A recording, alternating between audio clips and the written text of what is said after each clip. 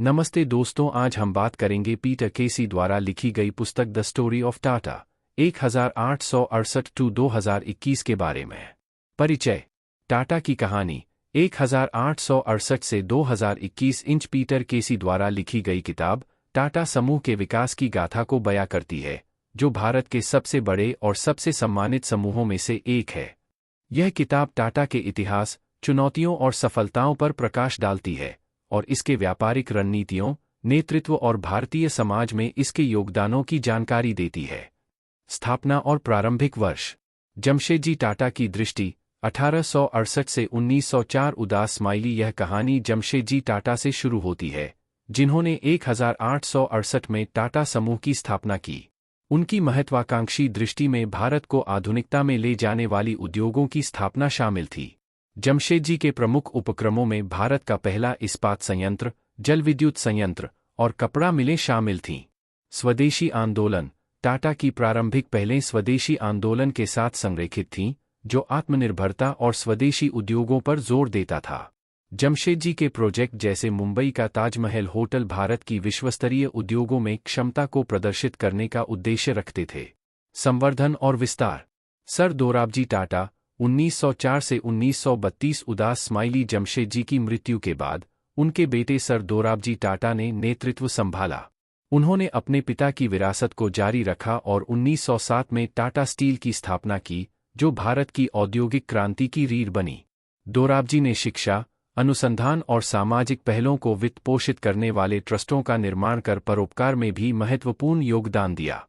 JRD Tata का युग 1938 से 1991 उदास स्माइली। जेआरडी टाटा, भारत के सबसे प्रभावशाली व्यावसायिक नेताओं में से एक, ने समूह का नेतृत्व 5 दशकों से अधिक समय तक किया। उनके नेतृत्व में टाटा ने एयरलाइंस, एयर इंडिया, रसायन, ऑटोमोबाइल, टाटा मोटर्स और आईटी, टीसीएस जैसे विविध क्षेत्रों में विस्तार किया। जेआरडी का नेतृत्व नवाचार, नैतिक शासन और कर्मचारियों की भलाई पर ध्यान देने के लिए जाना जाता है। विविधीकरण और वैश्वीकरण। आर्थिक उदारीकरण। 1991 के बाद 1990 के दशक की शुरुआत में भारत की अर्थव्यवस्था के उदारीकरण ने टाटा के लिए चुनौतियां और अवसर दोनों प्रस्तुत किए। समूह ने अपने पोर्टफोलियो का विविधीकरण किया, नए बाजारों में प्रवेश किया और वैश्विक सर्वोत्तम प्रथाओं को अपनाया। इस युग में टाटा कंपनियों के महत्वपूर्ण पुनर्गठन और आधुनिकीकरण को देखा गया। रतन टाटा का नेतृत्व 1991 से 2012 उदास स्माइली। जेआरडी के उत्तराधिकारी रतन टाटा ने टाटा के वैश्विक विस्तार का नेतृत्व किया। उन्होंने टेटली, चाय, कोरस, इस्पात और जगुआर लैंड रोवर ऑटोमोबाइल जैसी बोल्ड अधिग्रहणों पर जोर दिया। रतन टाटा के कार्यकाल की विशेषता रणनीतिक जोखिम लेने और टाटा को एक वैश्विक इकाई के रूप में ब्रांडिंग पर ध्यान केंद्रित करने की थी। चुनौतियां और दृढ़ता। 2008 वित्तीय संकट। 2008 का वैश्विक वित्तीय संकट टाटा की दृढ़ता की परीक्षा थी। समूह ने विशेष रूप से अपने अंतर्राष्ट्रीय संचालन में चुनौतियों का सामना किया। हालांकि, मजबूत नेतृत्व और विवेकपूर्ण वित्तीय प्रबंधन ने टाटा को इस अशांत अवधि से निकलने में मदद की। नेतृत्व परिवर्तन। 2012 के बाद टाटा ने नेतृत्व परिवर्तन का सामना किया, जिसमें साइरस मिस्त्री की अध्यक्ष के रूप में नियुक्ति और फिर नटराजन चंद्रशेखरन की नियुक्ति शामिल है। मिस्त्री का कार्यकाल विवादों और बोर्डरूम संघर्ष से भरा था, जिससे उनकी बर्खास्तगी हुई। 2017 में चंद्रशेखरन की नियुक्ति ने स्थिरता और डिजिटल परिवर्तन और स्थिरता पर नए सिरे से ध्यान केंद्रित किया। कर्मचारी कल्याण। टाटा ने कर्मचारी कल्याण प्रथाओं में अग्रणी भूमिका निभाई। 8 घंटे के कार्यदिवस, भविष्य निधि योजनाओं और मातृत्व लाभ जैसी अवधारणाओं की शुरुआत की, जो भारत में कानूनी आवश्यकताएं बनने से पहले ही लागू थीं। नवाचार और प्रौद्योगिकी। टाटा कंसल्टेंसी सर्विसेज, टीसीएस 1968 में स्थापित टीसीएस, टाटा के पोर्टफोलियो में एक मणि है, जो वैश्विक स्तर पर आईटी सेवाओं में अग्रणी है। टीसीएस की सफलता टाटा के नवाचार और प्रौद्योगिकी को विकास के चालक के रूप में अपनाने पर जोर देती है।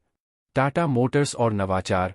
टाटा मोटर्स द्वारा नैनो का विकास, दुनिया की सबसे सस्ती कार, टाटा की सस्ती नवाचार के प्रति प्रतिबद्धता का उदाहरण है। हालांकि व्यावसायिक रूप से चुनौतीपूर्ण, नैनो परियोजना ने टाटा की विघटनकारी सोच की क्षमता को प्रदर्शित किया। नेतृत्व में निरंतरता और नवाचार। समय के साथ अनुकूलन। टाटा समूह ने समय के साथ कई चुनौतियों का सामना किया और उन्हें सफलता में परिवर्तित किया।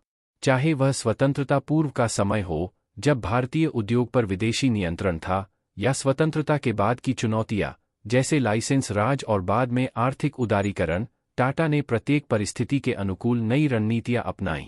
नवीनतम प्रौद्योगिकी का समावेश, टाटा ने नई तकनीकों को अपनाने और उन्हें अपने व्यावसायिक मॉडल में एकीकृत करने में हमेशा अग्रणी भूमिका निभाई है। टाटा कंसल्टेंसी सर्विसेज (TCS) का गठन, जिसने भारतीय IT क्षेत्र को वैश्विक स्तर पर पहचान दिलाई, इसका एक उदाहरण है। TCS आज भी डिजिटल सेवाओं, क्लाउड कंप्यूटिंग और आर्टिफिशियल इंटेलिजेंस जैसी नई प्रौद्योगिकियों में अग्रणी है। अंतर्राष्ट्रीय अधिग्रहण और वैश्विक विस्तार। वैश्विक बाजार में प्रवेश। 1990 के दशक के बाद टाटा ने अंतर्राष्ट्रीय बाजारों में अपने व्यापार का विस्तार किया। टेटली, कोरस और जगुआर लैंड रोवर जैसे प्रतिष्ठित अधिग्रहणों ने टाटा को एक वैश्विक ब्रांड बना दिया। स्थानीय बाजारों में अनुकूलन। इन अधिग्रहणों के साथ टाटा ने स्थानीय बाजारों की आवश्यकताओं के अनुसार अपने उत्पादों और सेवाओं को अनुकूलित किया, जिससे यह सुनिश्चित हुआ कि ये ब्रांड स्थानीय उपभोक्ताओं के बीच लोकप्रिय और प्रासंगिक बने रहें। सामाजिक पहल और समावेशी विकास। समाज के लिए समर्पण। टाटा समूह ने हमेशा अपने लाभ का एक महत्वपूर्ण हिस्सा समाज की भलाई के लिए समर्पित किया है। स्वास्थ्य सेवा, शिक्षा, ग्रामीण विकास और कला और संस्कृति में समूह की कई पहलें इस प्रतिबद्धता का प्रमाण हैं। सतत विकास और पर्यावरण संरक्षण। पर्यावरणीय पहल। टाटा समूह ने सतत विकास और पर्यावरण संरक्षण को अपने व्यापारिक दर्शन का हिस्सा बनाया है। समूह ने कार्बन फुटप्रिंट को कम करने, जल संरक्षण और नवीकरणीय ऊर्जा स्रोतों को अपनाने जैसी कई पर्यावरणीय पहलें की हैं। निष्कर्ष। टाटा की कहानी 1868 से 2021 इंच केवल एक कंपनी की गाथा नहीं है, बल्कि यह भारत के औद्योगिक और सामाजिक विकास की भी कहानी है। टाटा समूह ने जिस प्रकार से व्यापार को समाज की भलाई के साथ जोड़कर एक उदाहरण प्रस्तुत किया है, वह आने वाली पीढ़ियों के लिए प्रेरणादायक है। पीटर केसी की यह पुस्तक टाटा समूह की अखंडता, नवाचार और समाज के प्रति उसकी प्रतिबद्धता की एक समग्र और प्रेरणादायक गाथा प्रस्तुत करती है। यह कहानी उन सभी के लिए एक प्रेरणा स्रोत है, जो व्यापार को केवल लाभ के साधन के रूप में नहीं, बल्कि समाज के विकास के उपकरण के रूप में देखते हैं। धन्यवाद दोस्तों, वीडियो को यहाँ तक देखने के लिए। अगर यह वीडियो पसंद आया हो तो लाइक, शेयर और सब्सक्राइब करना ना भूलें।